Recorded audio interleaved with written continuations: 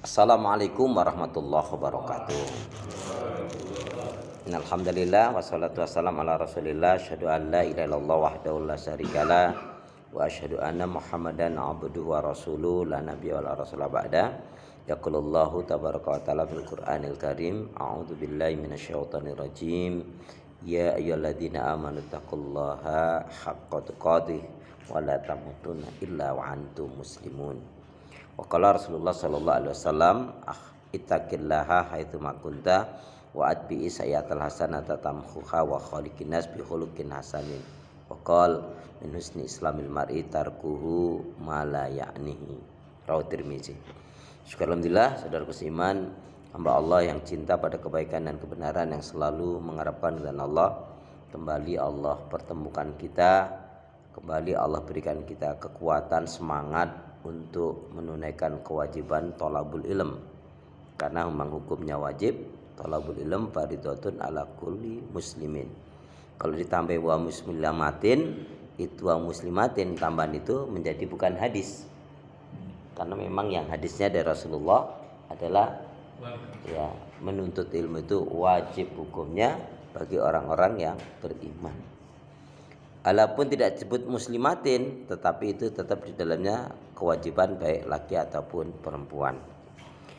Sampai-sampai juga Allah menyatakan yarfa'illahu ladina amanu minkum waladina utul ilma darajat.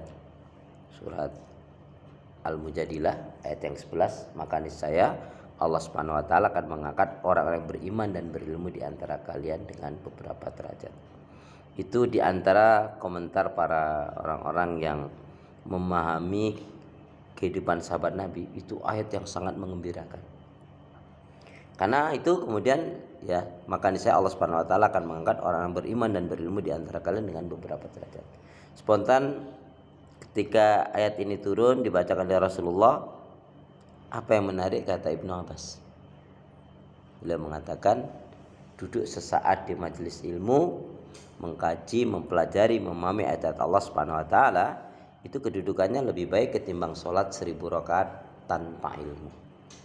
Jadi yang perlu kita lakukan adalah bagaimana kita memantaskan diri kita digolongkan orang yang memang pantas diangkat derajatnya oleh Allah, dimuliakan oleh Allah, atau belum. Oh belum, ya berarti segera, karena hidup ini pilihan, mau tumbuh atau mau layu, mau bangkit atau mau sakit, mau berubah atau mau begitu-begitu saja, mau susah atau mau bahagia. Semuanya dengan merubah mindset saja, itu orang tuh bisa berubah. Contoh, orang ini adalah saya nggak bisa, selamanya nggak akan bisa, akan terkunci dengan kata-kata itu. Makanya Nabi paling nggak suka kalau ada umat ini diajak melakukan kebaikan, saya nggak bisa, saya nggak bisa lakukan ini. Dia menyerah sebelum ikhtiar.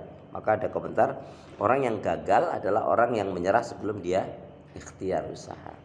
Tapi katakan insya Allah saya akan coba, doakan saya, ya saya akan memulai. Bismillah, saya akan mohon kepada Allah agar Allah memampukan saya. Itu dalam hal amalan-amalan kebaikan seperti itu. Ya, ketika kita mengatakan aduh berat, berat betul, tapi insya Allah bisa, insya Allah ringan. Ya, seperti kita ingin haji, ingin umroh, ingin kurban, ingin sedekah, ingin berbuat kebaikan, itu motivasi kuat itulah yang menjadikan pertolongan Allah diberikan kepada kita. Kenapa? Itu kaitannya, landasannya ana indani abdi bi, aku akan mengikuti sangkaan dugaan hambaku. Hamba yakin optimis, maka dimudahkan oleh Allah. Tapi hamba pesimis, ya sudah, ditinggal oleh Allah. Dengan menyebut asma Allah yang Maha Pengasih lagi Maha Penyayang, yang tiada ilah yang berhak diibadahi dengan benar kecuali hanya Allah Subhanahu wa taala. Hanya kepada Allah kita beribadah dan hanya kepada Allah kita mohon pertolongan. Karena itu doa pinta kita semoga hati, iman, ibadah, akhlak dan ilmu yang Allah berikan kepada kita hendaknya menjadikan kita bisa lebih baik daripada hari-hari sebelumnya. Bisa memberikan kebaikan dan manfaat yang banyak pula untuk diri, keluarga, teman, sahabat, saudara, tetangga dan orang lain.